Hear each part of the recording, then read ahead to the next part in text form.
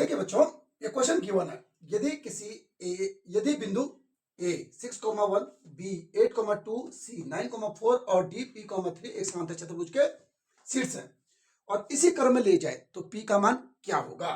यहां देखिए, हमको कहा क्या इन्होंने, एक समांतर चतुर्भुज के शीर्ष है। ये क्या है, ये देखो, ये ए बिंदु है, ये बी बिंदु है, ये सी है, ये डी है। इन्होंने कहा कि इसी क्रम में ले जाए। इसी क्रम में मतलब या आप ऐसे में लो इसको क्लॉकवाइज, या फिर आप एंटी क्लॉकवाइज लो। इसी क्रम में, ऐसा नहीं करोगे आप एक यहां लिया और बी यहां ले लिया, फिर सी यहां लिया, डी यहां लिया, ऐसा नहीं करना है। इसी क्रम में कहा है तो इस क्रम का मतलब क्या हुआ कि आप क्लॉकवाइज लो या एंटी क्लॉकवाइज लो, है ना। घड़ी की दिशा के अनुसार लो या घड़ी की विपरीत दिशा में लो आप। तो हमने ए से माना, बी से माना, सी है और डी है। तो ए के कोऑर्डिनेट क्या चीज है, ए के कोऑर्डिनेट गिवन है 6,1 गिवन है, बी के कोऑर्डिनेट गिवन है हमें 8,2 गिवन है, सी के कोऑर्डिनेट गिवन है 9,4 गिवन है और डी के कोऑर्डिनेट क्या गिवन है हमें P,3 गिवन है। क्लियर है जी। इन्होंने कहा समांतर चतुर्भुज के शीर्ष, तो find the value of P की वैल्यू फाइंड आउट करो। अब यहां से देखिए, ये समांतर चतुर्भुज में ये देखिए, इसके डायगोनल देखिए ए और सी, इसका एक डायगोनल ये है ना, और एक डायगोनल क्या है इसका बी और डी है। देखो ये एक डायगोनल, एक विकर्ण हमारे पास ए सी है, एक विकर्ण बी डी है। ए सी और बी डी दोनों एक ही बिंदु पर मिल रहे हैं। इसका मतलब ए सी का जो मध्य बिंदु होगा उसके कोऑर्डिनेट और बी डी का जो मध्य बिंदु है उसका कोऑर्डिनेट एक ही होगा। ठीक है, ए सी का जो मध्य बिंदु का कोऑर्डिनेट यहां पर आएगा, बी और डी का जो मध्य बिंदु है उसका कोऑर्डिनेट भी यहीं पर आएगा। इसका यह मतलब हुआ विकर्ण ए सी हम लिखेंगे यहां पर, विकर्ण ए सी के मध्य बिंदु के निर्देशांक क्लियर है, बराबर विकर्ण बीडी के मध्य बिंदु के निर्देशांक, बीडी के मध्य बिंदु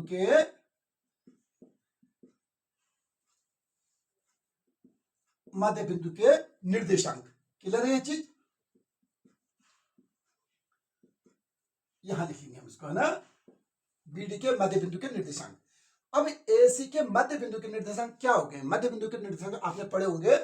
मध्य बिंदु, अगर दो बिंदु मेरे पास, एक है x1 y1 यहां पर है और दूसरा बिंदु मेरे पास ये x2 और y2 ये है। अगर ये दो बिंदु है मेरे पास, इन दोनों का मध्य बिंदु का मतलब होता है बीच का बिंदु, इनका बीच का बिंदु यहां पर आएगा, है ना।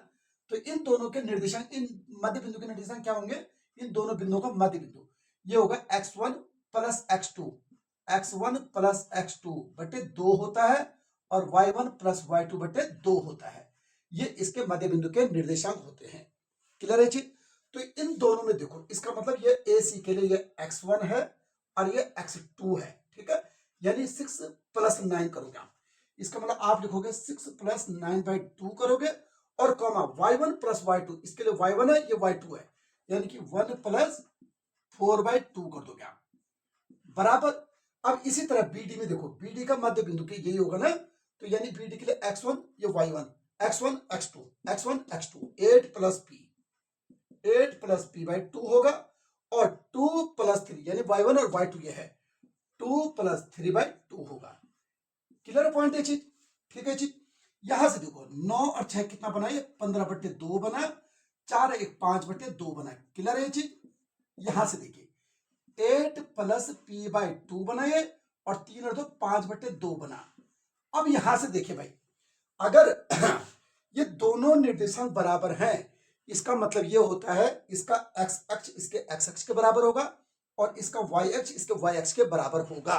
ध्यान से देखो जरा, y तो y बराबर है, दोनों y वाले दोनों बराबर है, इसका मतलब ये x बराबर इसके x के बराबर होना चाहिए। ठीक है ना, इसका मतलब ये 15/2 बराबर 8 प्लस p/2 हो जाएगा। क्लियर है जी। 2 से 2 कटा, 2 बटे में 2, इसके बटे में 2 है, इसके बटे में 2, 2 से 2 कटा। अगर काटना नहीं आया तो आप इसको क्रॉस मल्टीप्लाई भी कर सकते हैं। क्लियर है जी। यहां से बचा हमारे पास 15 बराबर 8 प्लस p बना, इस p की वैल्यू चाहिए तो 8 को लेके जाओ इस तरफ, यानी कि ये बना 15 माइनस के 8 बराबर p। क्लियर है जी।